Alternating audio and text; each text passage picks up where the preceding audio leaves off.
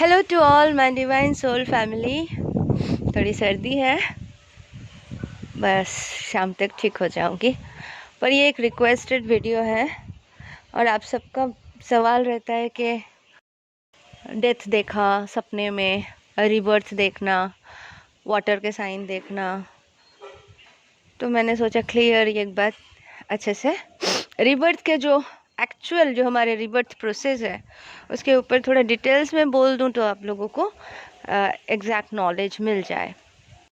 क्या होता है ना, जब आप इस जर्नी में आते हो, जर्नी में आने के बाद जैसे जैसे आप समझते हो कि एक जर्नी है, उन दिनों जैसे आप जर्नी में आते हो बहुत मतलब पर्जिंग होती है, बेचैनी होती है, फ्रस्ट्रेशन होते हैं, है ना, टेंशन होते हो क्या रहा है समझ में नहीं आता है।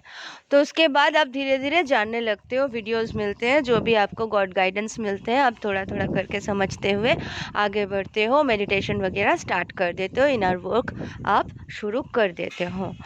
एंड उसके बाद थोड़ा आप स्टेबल होते हो, थोड़ा आप नॉर्मल बैलेंसिंग पोजीशन में चलते हो, कभी रोते हो, कभी नॉर्मल होते हो, कभी फिर से परेशान होते हो, फिर मेडिटेशन करते हो, फिर ठीक होते हो। ये आपका प्रोसेस चलते हैं, चलते चलते चलते चलते आप 6 स्टेज में आ जाते हो। जैसे आप धीरे धीरे एकदम बैलेंस होने लगते हो, है ना। तो बैलेंसिंग आते हैं, आपको लगता है अब मैं क्रिएटिव साइड भी, सब बोल रहे हैं तो मैं भी क्रिएटिव साइड आपका जो भी है उसमें आप ध्यान देते हो और नॉलेज बढ़ाते हो, स्टडी करते हो।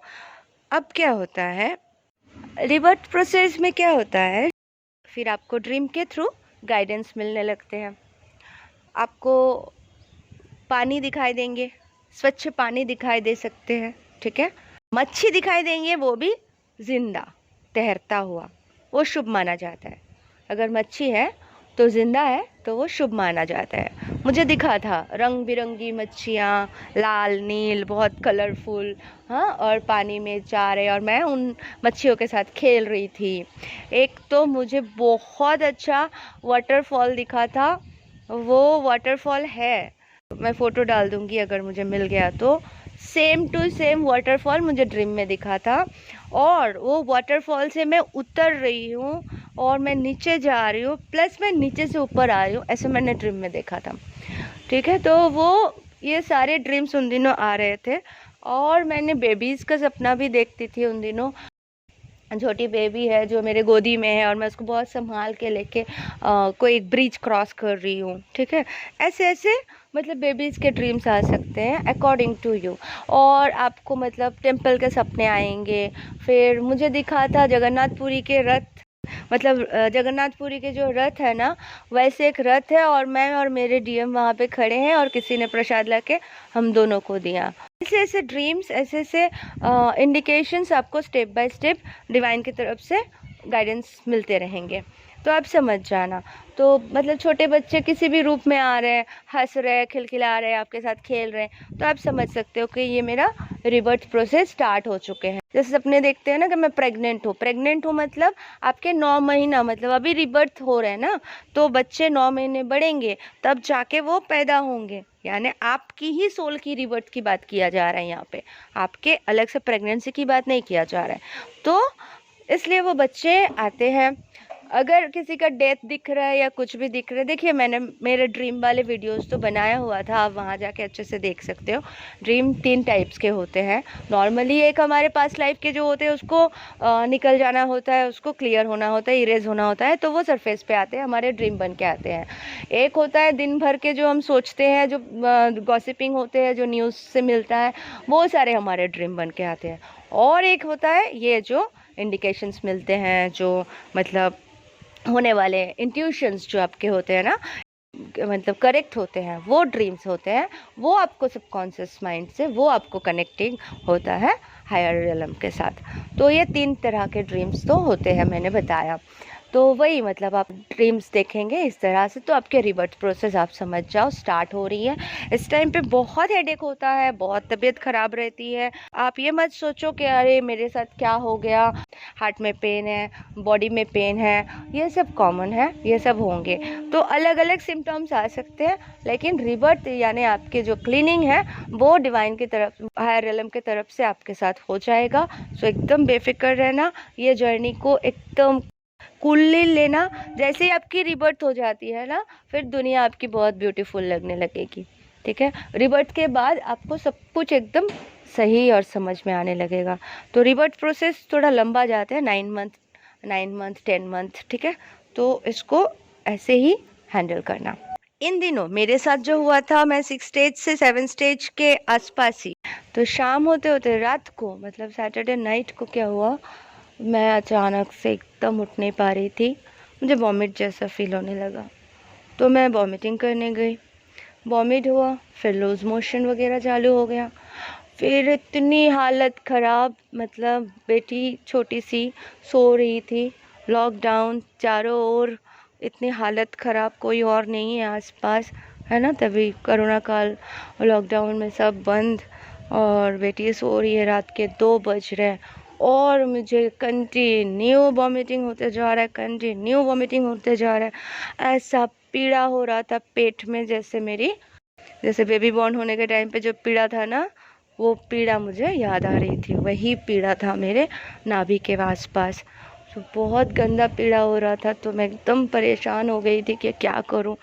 तो अभी मैं किसको बुलाती, रात के 2-2:30 बज रहे हैं। तो मैंने काली माँ को प्रे किया कि माँ मुझसे और नहीं हो रहा है, मैं उठ नहीं पा रही हूँ, ना ही मैं बाथरूम तक जाने के लायक बची हूँ, मैं ये सो रही हूँ, बेटी छोटी है, आपको पता है, आपको मुझे मार डालना है, मार डालो, अपने पास लेना है ले लो, ज़िंदा रखना है ज़िंदा करो, मुझे और हिलाओ मत। भूल के मैं सो गई। एंड सुबह मैं उठी, संडे था, नॉर्मल था। मैंने बोला अच्छा, मुझे तो फिर कुछ मतलब डॉक्टर के पास जाना नहीं पड़ा, अभी मैं ठीक हूँ। तो मैं फिर गई, धीरे धीरे अपना काम वाम करने लगी, डर डर के चाय पी रही थी, क्योंकि बहुत गंदे लूज मोशन हुआ था, बहुत गंदे वॉमिट्स हुए थे। तो मैं गई, चाय वाय पी, एंड उसके बाद बेटी को उठाया, नॉर्मल सब ब्रेकफास्ट बनाए, और फिर हमारा ठीक था। फिर 2-3 दिन बाद मुझे पुणे जाना था मेरे फ्रेंड के पास, तो हम लोग वहाँ से महाबलेश्वर जाने का प्लान किए थे। तो फिर महाबलेश्वर गए, मेरे फ्रेंड के घर पे गए, फिर महाबलेश्वर गए, फिर वहाँ पे बहुत अच्छा लगा हिल्स में जाके मेडिटेशन करना। और फिर शिव बाबा के मंदिर है वहाँ पे एक, वो पंच पांडव ने बनाए थे, शिव मंदिर है। तो उसने बोला था, मेरी फ्रेंड ने बोला था हम जाएंगे वहाँ पे, तो मैंने बोला चलो ठीक है। तो एक शिव बाबा के, महाबलेश्वर बाबा के जो मंदिर है वहाँ गए। तो वहाँ पे हम जब अंदर गए, प्राचीन मंदिर है वो, तो वहाँ पे 2 थाली सजे हुए थे। तो मैं और मेरे फ्रेंड गए, तो कोई बेचने वाले या कुछ नहीं है, थाली जो होते हैं ना डाली बेचते हैं, वैसा कुछ नहीं था। उसमें सिंदूर था, कुमकुम था, चूड़ियाँ थे, नारियल था, सारे सामान थे, और 2 ही थाली थे। और मैं और मेरे फ्रेंड गए थे, और बाकी सबको, बच्चों को उनके मेड के पास छोड़ गए थे। देखे कि दोनों थाली सजे हुए हैं, तो जैसे हमारे इंतज़ार कर रहे, वो बोल रही ले लो, मैं बोली नहीं नहीं, किसका थाली ऐसे कैसे ले लूँ। तो फिर मैं नहीं लेना चाह रही थी। फिर बाद में एक पंडित जी आए, उसने पूछा कि ये थाली ले लो, बोले हाँ हाँ ले लो, हमारे लिए रेडी था। तो हम थाली लेके अंदर गए, फिर हमने पूजा किया। मंदिर के वो एक लेडी थी ना, बाद में आई, तो बोले पता नहीं ये दोनों थाली आज हमने सजा के रख दिया, सुबह पता नहीं क्यों कर दिया, ऐसे नहीं रखते हम लोग, जो आते हैं ऑर्डर देते हैं उनके लिए बनाते हैं। तो मैं मेरे फ्रेंड को देख के बोल रही थी अच्छा, शिव बाबा को हमें लाना था, और थाली भी रेडी। तो बहुत अच्छे से पूजा की है वहाँ पे।